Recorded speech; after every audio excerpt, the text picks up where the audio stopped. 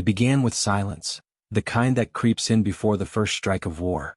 In the humid air over Southeast Asia, dawn was still a rumor. The jungle held its breath and so did the men. Somewhere in the dark, a radio clicked. Static. Then a voice, calm, measured, efficient. Numbers read in code. Coordinates. Aircraft classifications. A report destined for Tokyo. The man behind the voice was one of the many faceless agents of the Imperial Japanese intelligence network.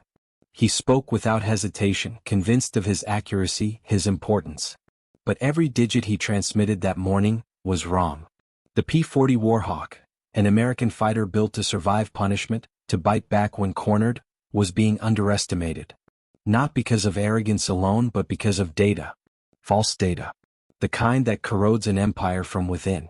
The Japanese believed they understood their enemy. They believed their Zero fighters were faster, lighter, and deadlier. And why wouldn't they? Their spies had confirmed it.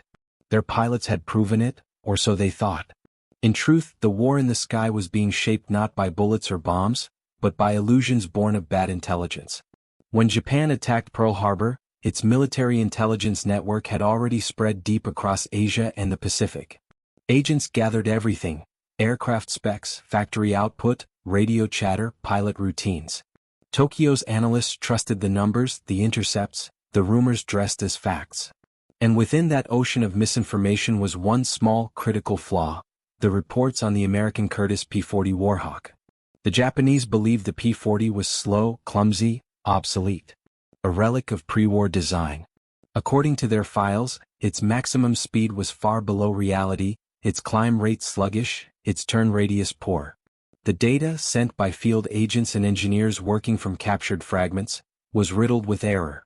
Yet it became doctrine. It's easy to think of espionage as a game of secrets. But in war, it's a game of math, and a single wrong figure can shift the balance of 1,000 lives.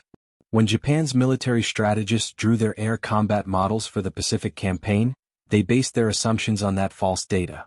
They believed their Mitsubishi A6M0 could dominate the skies without contest. They believed American and British fighters were inferior, their pilots poorly trained, their planes slow and heavy. It was confidence built on sand. And like all illusions of power, it would soon meet the reality of fire and metal. The first encounters came over China and Burma, where American volunteer group pilots, the Flying Tigers, entered combat long before the United States had even declared war. Their aircraft, the supposedly inferior P-40 Warhawk. To the Japanese, it should have been easy prey. But as the first dogfights began, something didn't add up. The P-40s were surviving and killing. Japanese pilots reported strange patterns. The enemy didn't turn fight like expected. Instead, they dove, slashed, and climbed away before the Zero could react. In those split seconds, years of training and belief collapsed.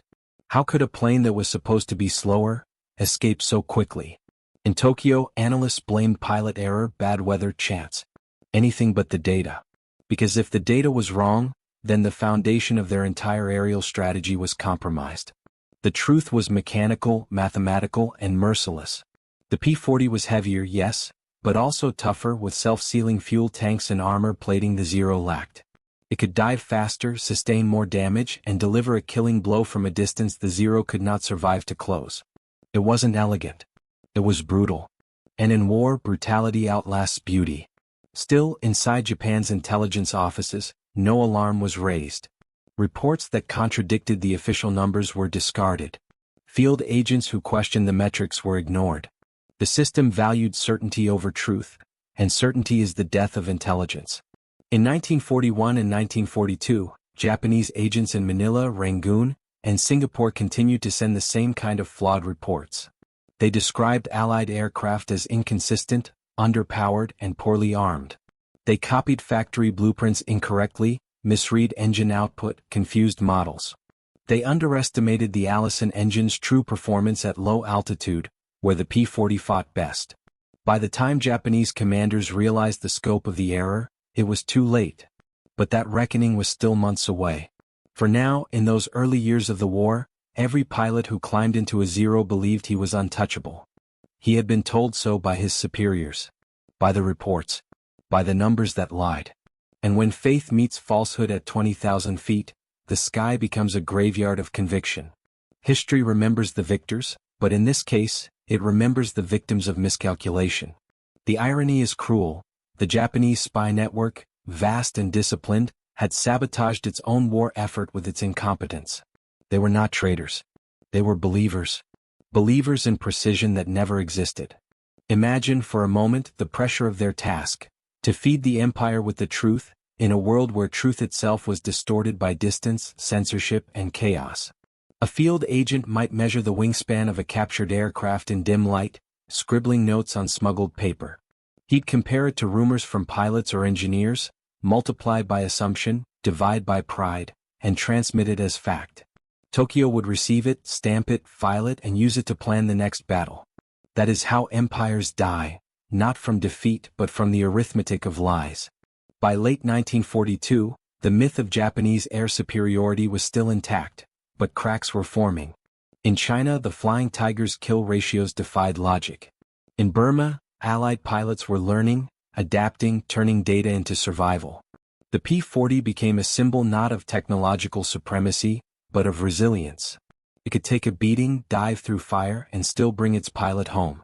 It was the plane that refused to die, because it was designed not for glory but for endurance. Meanwhile, in Japan's intelligence circles, confusion grew. Some agents reported higher P-40 speeds, others dismissed them as propaganda. The contradictions piled up, but no one dared to challenge the established narrative. After all, who wants to be the one to tell the emperor that his numbers are wrong? That is the tragedy of totalitarian intelligence. When loyalty outweighs accuracy, truth becomes the first casualty. Years later, surviving Japanese pilots would speak about their first encounters with the P-40. They recalled the shock of seeing an inferior aircraft hold its own, the disbelief that followed every failed pursuit. They had been trained to expect weakness and face strength. They fought ghosts made of misinformation. And yet, even then, the machinery of denial kept turning. Headquarters continued to brief new pilots with outdated data. They memorized false performance charts, practiced tactics against phantom enemies. They entered battle already doomed by the arrogance of their intelligence services. How many lives were lost because one man misread a technical sheet? How many victories evaporated because someone, somewhere, refused to admit a mistake? The P-40 Warhawk was not the best fighter of the war. But in this story it didn't have to be. It only had to be better than the lie. And it was. By the time the Japanese military realized the scope of its intelligence failure, the momentum of war had shifted irreversibly. But the true irony remained buried, that the might of an empire could be undone not by sabotage, but by its own faith in the infallibility of numbers. In the war rooms of Tokyo, analysts still drew charts predicting victory. They plotted interception rates, production outputs, and kill ratios, all derived from corrupted data. Outside, American factories were already producing 1,000 new planes every month. Inside, the spies continued to whisper. It wasn't malice. It was blindness. Blindness built from bureaucracy, pride, and the illusion of control. And so, as the P-40 Warhawk carved its name into the skies of China and the Pacific, the empire that dismissed it began to erode, not from fire but from ignorance. If you're watching this, consider subscribing for more untold stories of how wars were lost not just on the battlefield, but in the shadows, by men who believed they knew the truth. History is full of such men. And their silence still echoes. Information is the lifeblood of war. But when that blood is poisoned, the body it sustains begins to rot, quietly from within. In 1941, the Japanese intelligence apparatus was vast, complex, and deeply confident. It was a network designed to gather the world and feed it back to the empire, in numbers, maps, and words that would shape the course of the Pacific. But like all machines built on fear, it was never allowed to question itself. Each spy operated in isolation, bound by secrecy and hierarchy. Reports moved upward, not outward. Corrections were seen as doubt. Doubt was seen as weakness. And weakness in Imperial Japan was unforgivable. The structure was elegant and fatal. A system designed to deliver certainty could never handle contradiction. And so, when one agent miscalculated the climb rate of the P-40 Warhawk, that single error rippled through every level of command, crystallizing into fact. From that moment, Japan's entire air strategy rested on fiction. In the intelligence offices of the Southern Expeditionary Army Group, analysts received fragments from the field, intercepted American manuals, pilot testimonies, battlefield debris. They cross-referenced everything, then filed reports that looked immaculate. Charts, specifications, fuel consumption rates, engine power outputs. But beneath the precision was a void. The sources were incomplete, the analysis circular. They were not measuring the enemy, they were measuring their own assumptions. Still, the numbers made sense on paper. The P-40 Warhawk, they concluded, could not possibly climb with a zero. Its engine would overheat in sustained combat. Its structure, heavier and thicker, would fail under prolonged stress. It was an aircraft built for defense, not for domination. They were wrong, but the reports sounded right. And in intelligence work, sounding right can be more dangerous than being wrong. From there, the misinformation spread. To the Imperial Japanese Army Air Service. To the Naval Air Command. To pilot schools in Taiwan and Formosa. Each level repeated the same falsehoods, reinforcing them through lectures, diagrams, and simulations. Young pilots studied dogfight scenarios against enemy models that did not exist. They memorized tactics to defeat weaknesses that weren't real. They were preparing for a war that would never match their expectations. When intelligence becomes ideology, it ceases to serve. Japan's military intelligence had become exactly that, a belief system masquerading as science. It comforted commanders who feared uncertainty. It fed their pride, confirming that the empire's aircraft were peerless, its engineers divine, its pilots unmatched. And in that comfort lay the seeds of defeat. Meanwhile, on the other side of the ocean, in small Allied outposts and muddy airstrips, American and Chinese pilots were learning the truth firsthand. They learned that altitude was survival, that diving meant life. The P-40 was not built to dance, it was built to strike. Its Allison engine thrived in dives, its structure could withstand what a zero could not. The Japanese pilots who pursued too long, too low never came back. But in Tokyo none of this was believed. The first reports of heavy zero losses were dismissed as Allied propaganda. Even when pilots described the P-40's terrifying dives, its ability to vanish downward, unharmed, analysts called it luck. Luck repeated too many times becomes data. But for the Empire, luck was easier to accept than error. By early 1942, the contradictions had multiplied. Japanese reconnaissance teams in Burma noticed the P-40's resilience in ground strafing missions. Their photographs showed bullet-riddled aircraft returning to base, still operational. But in Tokyo, engineers refused to believe the armor could be that effective. They adjusted the reports, lowering the protection rating to match what should be true. That is how a lie becomes immortal, when pride edits the truth. There were men, few and isolated, who saw the danger. One of them was Lieutenant Commander Hiroshi Matsuda, a naval intelligence officer stationed in Manila before the war. Matsuda had studied Western aviation journals, translated aircraft patents, and corresponded secretly with engineers in Germany. He knew that the Americans were capable of technological leaps the Empire could no longer afford to ignore. In mid-1941, Matsuda sent a memorandum to his superiors warning that the Curtiss P-40 represented a new generation of combat aircraft. He noted its armoring, its power-to-weight ratio, its potential in high-speed dives. He recommended immediate countermeasures, changes to tactics, improvements to engine cooling, revised pilot training. His report was quietly buried. His superiors accused him of defeatism. By December, Matsuda was reassigned to logistics, far from intelligence. In totalitarian systems, truth is never silenced with argument. It is silenced with reassignment. The result was inevitable. Throughout 1942, Japan continued to send aircraft and pilots into battles shaped by fantasy. They fought as they had trained, in tight turns, in graceful maneuvers, in duels of honor. But the war they faced was not a duel. It was a calculation. The P-40 pilots didn't fight fair. They fought to survive. They learned to exploit physics, not pride. To dive, strike, and vanish before the enemy could respond. To make use of gravity itself as a weapon. It was strategy born of necessity, and it turned the myth of Japanese air superiority into a slow, grinding embarrassment. By mid-1942, intelligence officers in Tokyo began noticing patterns they could not explain. Kill ratios once favoring the zero were narrowing. New Allied squadrons appeared with increasing frequency, their tactics unpredictable, their aircraft tougher. The P-40, once dismissed as outdated, now dominated several sectors of the Chinese front. But official doctrine could not adapt quickly enough. Every change in data required approval through multiple layers of command. Each layer demanded justification. Each justification invited suspicion. To admit that the P-40 was formidable would mean admitting that the intelligence network, the pride of the empire, had failed. And no one wanted to be the man who said that aloud. So the silence continued. In the air, that silence translated into death. Japanese pilots entered engagements believing they held the advantage. They were taught to attack head-on, to climb aggressively, to rely on agility. But each time they did, they met the P-40's firepower, 6.50 caliber machine guns delivering a wall of lead. The Zero's thin frame could not withstand it. Survivors returned with stories that didn't fit the training manuals. Some reported that the American planes could dive almost vertically without disintegrating. Others described P-40s emerging from cloud banks beneath them, tearing through formations with precision strikes.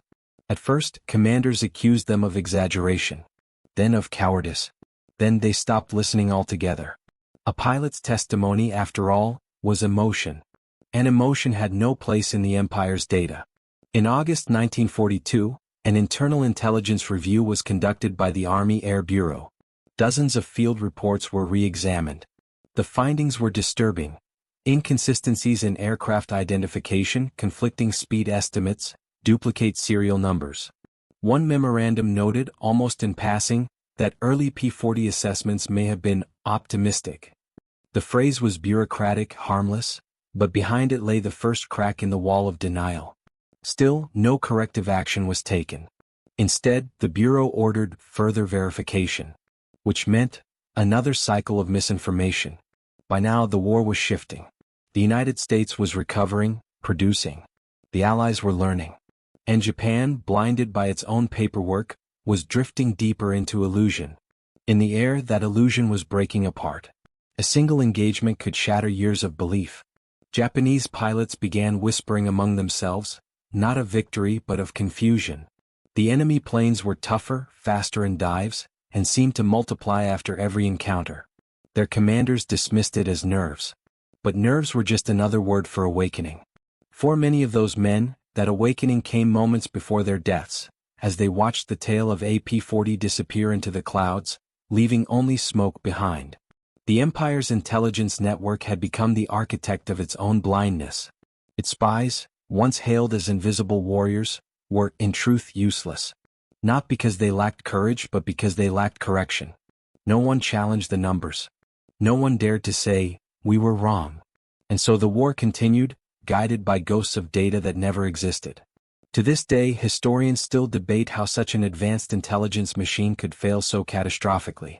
The answer is simple and devastating: fear. Fear of imperfection.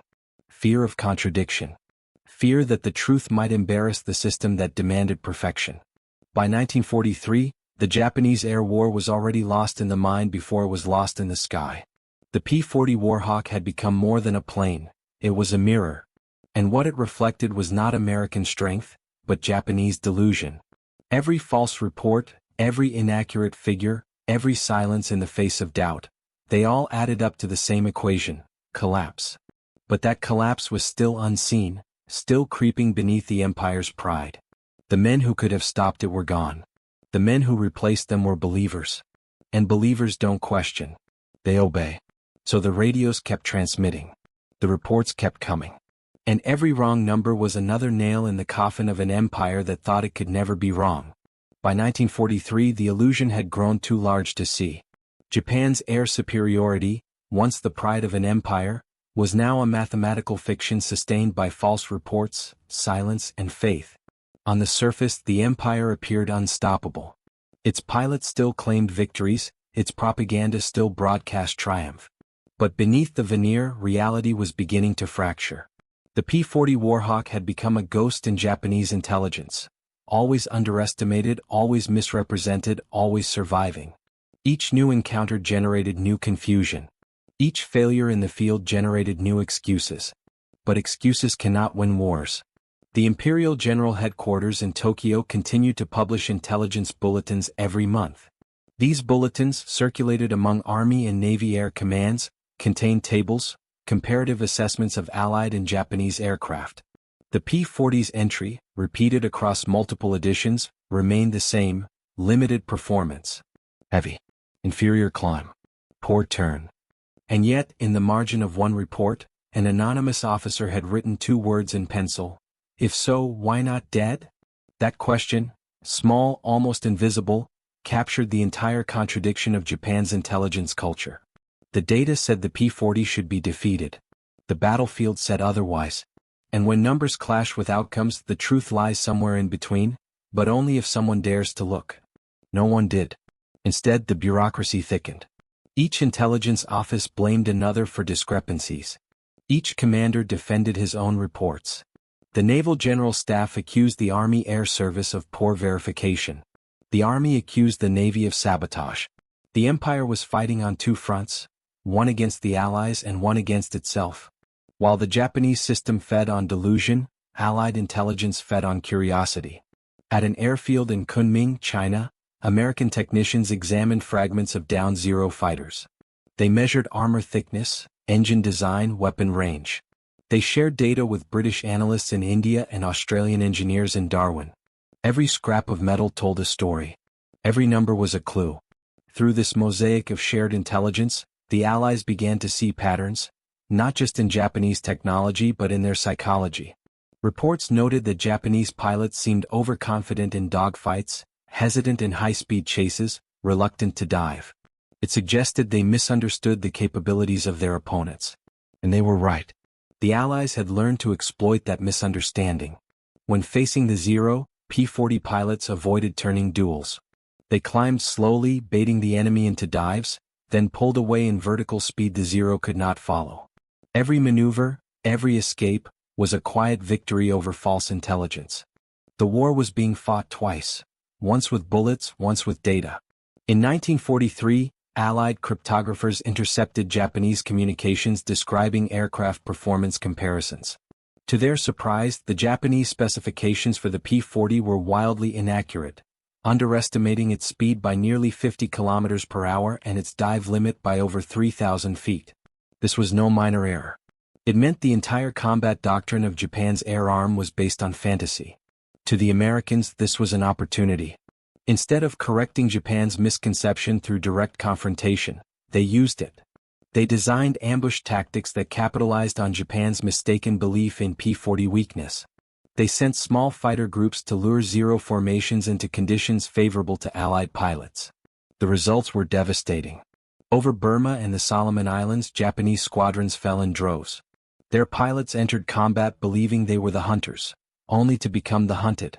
They chased shadows into the sun, followed traps into storm clouds, and met the brutal truth of physics. In every battle report, the same phrases appeared: enemy dove away, could not follow, engine failure during pursuit. But the engines hadn't failed. The numbers had. Behind the front lines in Tokyo's intelligence bureau, frustration turned to paranoia. How could so many engagements end the same way? How could the inferior P-40 consistently survive encounters that should have destroyed it? Analysts blamed sabotage. Some whispered of Allied spies feeding false intelligence into Japan's own network. In truth, the only spies undermining Japan were their own. The bureaucracy that once guaranteed accuracy now guaranteed blindness. Every officer feared responsibility. Every report was edited to please superiors. Even when accurate data arrived, captured aircraft measurements, intercepted manuals, they were quietly adjusted to match official expectations. Truth had become a liability. And as truth vanished, so did adaptability. In mid-1943, the Imperial Army Air Service revised its training manual for aerial tactics. The section on Allied aircraft was copied directly from old intelligence summaries. It still listed the P-40's maximum speed as 320 miles per hour, a figure nearly 40 below its actual combat capability. This single error meant that Japanese pilots were trained to pursue an aircraft that could always escape them. What happens when an empire begins to believe its own propaganda? When the map replaces the territory, and the theory replaces the world. History answers in the wreckage left behind. At the same time, the Allied intelligence services grew more precise. British and American analysts cross-checked combat reports with physical evidence. They interviewed pilots, tested aircraft, simulated dogfights. Their understanding of Japanese aviation improved with every crash site, every intercepted radio call. Meanwhile, Japan's understanding regressed. Its intelligence network, strangled by secrecy, could not evolve. Agents operated with obsolete technology, outdated methods, and no communication between branches. By 1943, the Imperial intelligence system was 10,000 miles wide and 1 inch deep. Inside that system were hundreds of men convinced they were serving the emperor. They decoded transmissions, forged documents, bribed informants, risked capture. But none of it mattered. Their reports, no matter how detailed, would be filtered, edited, and sterilized before reaching decision makers. Every truth entered the system as data, and left it as dogma. Among the pilots, the dissonance became unbearable.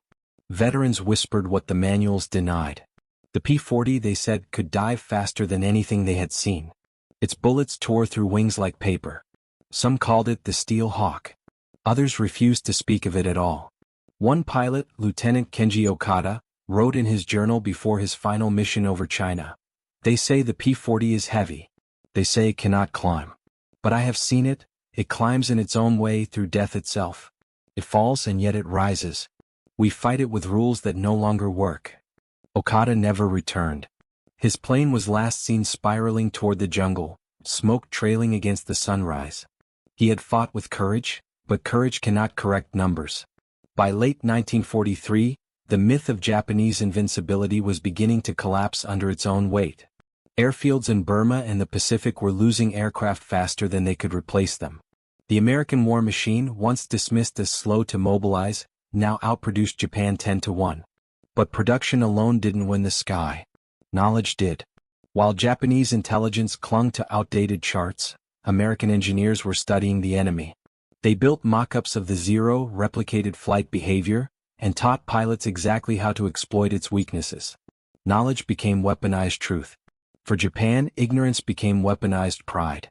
The empire's command refused to alter doctrine. It was not just stubbornness, it was theology. To admit error was to admit imperfection, and in the imperial code, imperfection was shame. So the shame was buried, along with every pilot who paid for it in fire and silence. In the cold archives of post-war Tokyo, historians would later uncover intelligence reports stamped confidential, verified. Inside were the same false figures repeated month after month.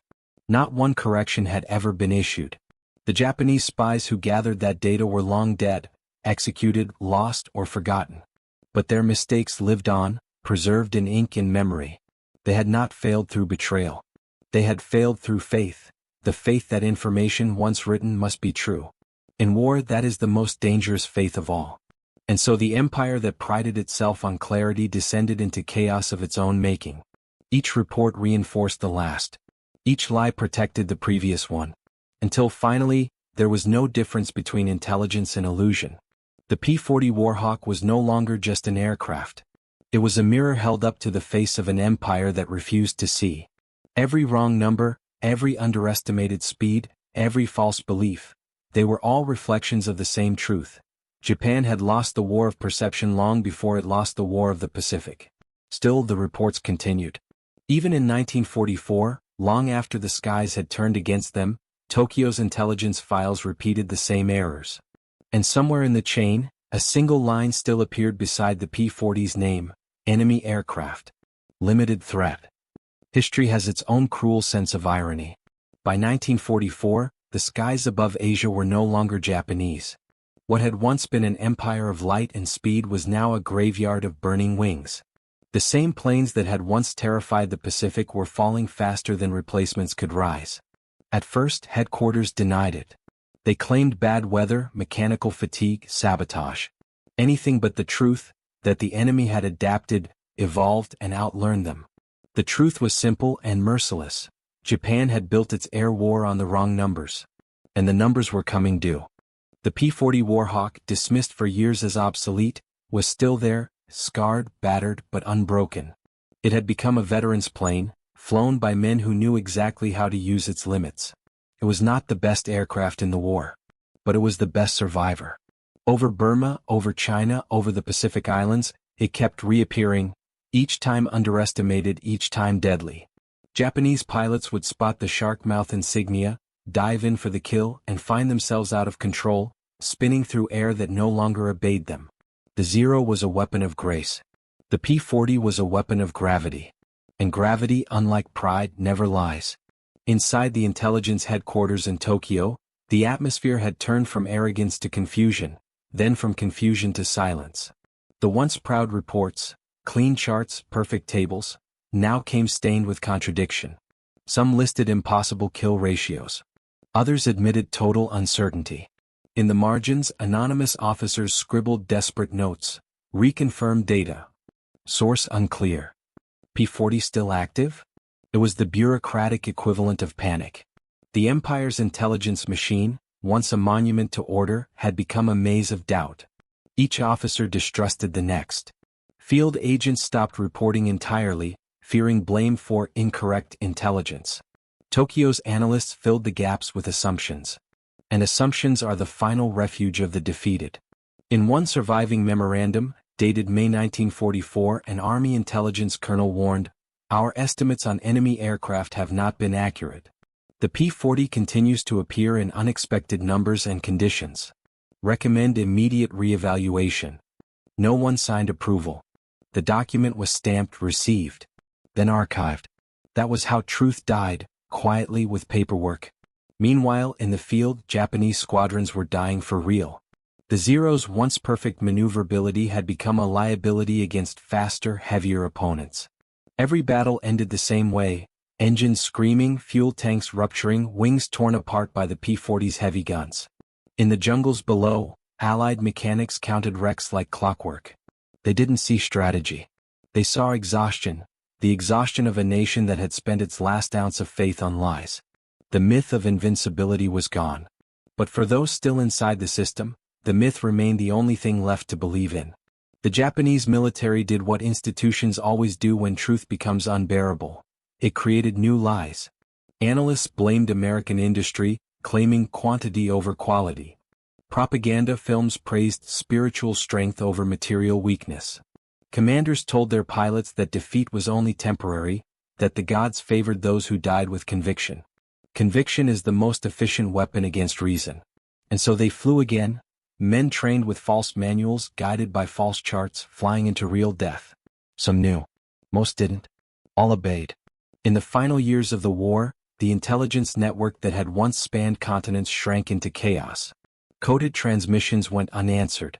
Agents in Southeast Asia destroyed their radios, burned their notes. What had begun as an empire of spies ended as a whisper of failure. There are reports, small, unverified, of certain Japanese officers realizing too late what had gone wrong. One described standing on a runway in Rangoon, watching a captured P-40 being test-flown by Allied pilots. He watched it climb faster than the Zero, its engine roaring through the clouds. He wrote in his diary, "We were told it could not do this." He never returned to Tokyo. His name is missing from every record since. That was not defection. It was disillusionment. By mid-1944, American bombers had begun to reach the Japanese mainland. The empire that had once mapped every inch of Asia now struggled to map its own sky. And still, intelligence bulletins circulated, smaller, thinner, but still confident. One even declared, enemy fighter numbers decreasing due to mechanical strain. The next month, Tokyo was on fire. When the truth finally broke through, it was not from within. It came from the outside, in the form of devastation that no statistic could deny. Entire air wings vanished in hours. Factories burned. Training schools closed. And the Empire's final report on enemy aircraft, dated February 1945, still contained the same line: P-40, limited threat. Even at the edge of destruction, the system clung to its own mythology. The Japanese spy network, once the pride of the Imperial command, had failed in every way that mattered. Its purpose was not to deceive the enemy, but to inform its own masters. And it had failed to do even that. They had become useless, not because they lacked courage or intelligence, but because they had become believers in their own perfection. Belief is comfortable. Truth is not. And so, belief survived, longer than the empire itself. After the war, Allied forces entered Tokyo's archives. They found filing cabinets filled with intelligence reports, untouched, uncorrected, and meticulously organized. Thousands of pages. Thousands of wrong numbers. Every miscalculation preserved like a fossil of arrogance. Among them was a report from 1942 describing the P-40's engine power as insufficient for sustained combat. Beside it, another report from 1944 noted, enemy aircraft of this type continues to perform above estimated capacity. Two contradictions filed in the same drawer. No one had ever reconciled them. That was the core of Japan's defeat, not lack of courage but lack of correction. The intelligence community had become a mirror that reflected only what its masters wished to see. It was an echo chamber of obedience, where silence was safer than truth. And when the silence finally cracked, it was already too late to matter. The men who once sent coded transmissions from the field were gone, lost to capture, disease, or memory. Their errors had outlived them. And their legacy was written not in victory, but in the cold precision of post-war analysis. The Allies called it the intelligence paradox. How could a nation capable of such discipline, such efficiency, such loyalty, fail so completely in knowing its enemy? The answer lay in the system itself. Loyalty had replaced logic. Faith had replaced fact. And when a nation begins to fear the truth, it will invent a prettier lie to die with. Japan died with beautiful lies. In the closing months of the war, the P-40 was already being phased out in Allied service, replaced by faster, deadlier aircraft. But in Japanese records, it still lingered, a phantom threat that refused to vanish. It had become a symbol, not of American strength but of Japanese blindness. The final intelligence memo to reference the P-40 was dated June 1945. It listed the aircraft as occasional, aging, limited operational use. Weeks later, Hiroshima ceased to exist. That was the final lesson of Japan's intelligence failure. No matter how precise the system, no matter how organized the files, if the foundation is false, everything collapses with it. The empire that once prided itself on knowing everything had, in the end, understood nothing. And somewhere, in a burned-out radio station, perhaps a single file still remained, a transmission from years before, sent by a nameless agent, reading out the numbers that doomed his nation. He didn't know it at the time. No one ever does. But the moment he pressed send, history changed course. It didn't happen in a battlefield or a palace or a bombing raid. It happened in silence, in the hum of static, in the certainty of false precision, in the belief that data was truth. And that is how empires end. Not with a roar, but with a calculation that was never correct. If you've followed this far, subscribe for more stories buried under the dust of official history, stories where numbers lied and men believed them. Because in war, truth is never lost. It is only ignored, until it becomes undeniable. When the war ended, the air was still full of ghosts. The skies that once roared with engines had gone silent, carrying only the echoes of promises broken by their own makers. Japan lay in ruins, its cities flattened, its fleets gone, its pilots buried in the soil they once fought to defend. In that silence, the old intelligence offices reopened their doors. Dust lay thick on the desks where, for years, reports had been typed, stamped, and filed without question. Clerks returned to find drawers filled with numbers that no longer meant anything. Charts of performance, ranges, altitudes, all carefully measured against a war that had already erased them. All that precision. All that certainty. All of it useless. The surviving officers began the slow process of post-war inventory. They cataloged what was left of the empire's knowledge. Thousands of documents, thousands of coded transmissions, each a small act of obedience that had once been mistaken for wisdom. When Allied investigators arrived to examine the archives, they were stunned. The files were perfect, the data was complete, and every conclusion was wrong. It became clear that Japan's defeat had not started with the bombs or the blockades. It had started in the numbers, in the quiet arrogance of intelligence officers who believed data could never lie, even when it already had.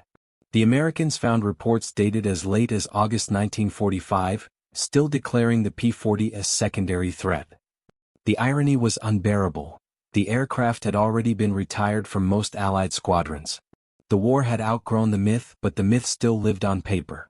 Historians later called this phenomenon the echo of bureaucracy. An empire's ability to maintain procedure even as it collapses. The files continued to be updated, the signatures applied, the seals stamped, while reality outside the office window burned. For Japan's surviving intelligence officers, the revelation was devastating. They had not only failed their emperor, they had failed logic itself. Their network had gathered enough information to see the truth. But the truth had been filtered, softened, reshaped into something the hierarchy could bear to read. It was not a failure of collection. It was a failure of courage. In 1946, during the war crimes tribunals, a former intelligence director was asked how such a sophisticated system could make such elementary mistakes. He paused for a long time before answering. Then he said quietly, "We did not fear the enemy. We feared each other." That single sentence explained the entire war. The empire's defeat was not just military, it was intellectual. A system built on obedience cannot correct itself. A spy network designed to please will always lie. And when truth must climb a ladder of fear, it never reaches the top. The Allied investigators studied the old Japanese reports in silence. Each document was a mirror, reflecting the psychology of a nation that had confused order with understanding. They saw how one wrong figure could ripple through strategy, production, and combat until the whole structure collapsed under its own perfection. From those lessons, new doctrines were born. Intelligence, the Allies decided, must always question itself. No number is sacred. No fact is immune to challenge. Doubt became policy. It was the only antidote to arrogance. And yet, even among the victors, the temptation of certainty never disappeared.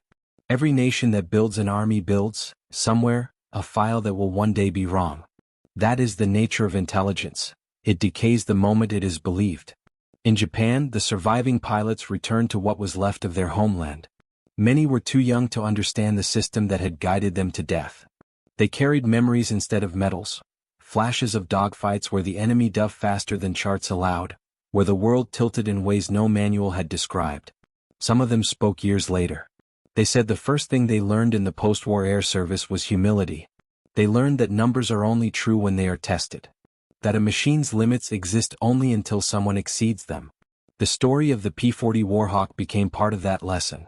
For Americans, it was a symbol of ingenuity, a rugged survivor that carried its pilots through impossible odds. For the Japanese, it was something else entirely, a reminder that truth ignored is truth weaponized against you. The Curtiss P-40 never sought glory. It was a workhorse, outclassed by newer fighters, overshadowed by legends like the Mustang and the Spitfire. But in the Pacific, it played a quieter, deadlier role. It became the measure of a lie. Every time it rose into the sky, it contradicted the Empire's data. Every victory it earned was a correction to someone else's report.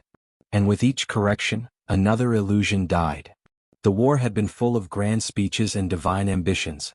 But in the end, it was decided by details, by the small, precise truths that no one had wanted to see. The thickness of armor. The rate of climb. The courage to say, "We were wrong." When the Allied occupation began, the Americans ordered Japan's intelligence institutions to dissolve. But before doing so, they demanded a complete translation of all surviving records. It took months. When the work was done, the translators handed over hundreds of thousands of pages of neatly written failure. The Americans studied them not to mock but to learn. Because even a lie, when documented well enough, becomes a guide to human nature. In those pages they found a pattern that transcended the war. It was the pattern of every empire that believes itself infallible. At first it questions nothing. Then it doubts everything. Then, when doubt becomes unbearable, it destroys the evidence of its own mistakes. That is how arrogance sustains itself, through documentation. The Japanese archives were full of arrogance, preserved in ink. The Allies didn't burn them. They filed them again, this time under a new label, Lessons. Decades later, historians still open those folders. They find reports dated 1941 to 1945, each stamped with confidence, each disproved by reality. Reading them feels like listening to the heartbeat of a dying empire, steady, methodical, unaware it has already stopped. The question lingers, could the war have been different if one spy had sent the right numbers? If one analyst had dared to speak the truth? Would fewer cities have burned? Would fewer men have died believing in lies? No one can answer that. History is not a machine that can be recalibrated. It runs forward, indifferent to regret. But perhaps the most haunting lesson is this. The useless spy was not the one who failed to deceive the enemy. It was the one who succeeded in deceiving his own side. Every empire has such men. Every age produces its useless spies, those who serve authority over accuracy, ideology over evidence. They exist in every system, in every war, in every generation. They are not villains. They are reflections of what power wants to see when it looks in the mirror. After the surrender, one American officer who reviewed the Japanese files remarked quietly, "They lost to math." He meant it literally and metaphorically. Because in the end, war is nothing but the arithmetic of truth and illusion. Japan had calculated itself into defeat. The P-40 Warhawk faded from active service soon after the war, its name passing into history books, its steel recycled into the peacetime world it had helped create. But somewhere, its shadow remained, etched into the memories of those who once underestimated it. The sound of its engine diving through cloud became a memory Japan could never fully silence. For those who lived through it, the P-40 was not just a machine. It was a question repeated endlessly: how could we have been so certain and so wrong? That question outlived the empire. It became the quiet refrain of a nation rebuilding itself from precision gone mad. In modern Tokyo, the old intelligence buildings are gone. Their ruins lie beneath concrete and glass, beneath a new world that measures success in data once again. But if you listen closely, beneath the hum of servers, beneath the rhythm of code, you can almost hear the echo of the past. The click of a radio key. A voice reciting numbers. A truth mistaken for fact. History does not repeat itself. It recalculates. And every recalculation begins with the same warning. Data without doubt is disaster. If you've stayed until this moment, remember this story when you see nations speak in numbers and charts. Ask yourself whose truth they serve. Ask what happens when those numbers are wrong. Because every empire believes its intelligence is flawless, until it isn't. The useless Japanese spies did not just doom a generation of pilots. They left behind a parable for every age, that arrogance, once measured, looks very much like precision, and that the surest path to defeat is the certainty of being right. So when the sky falls silent and the reports stop coming, and the charts finally fade to dust, what remains is not data, not strategy, not power. What remains is a single, irreversible equation written in the language of history. Falsehood times faith equals failure. And the silence that follows is the sound of truth returning.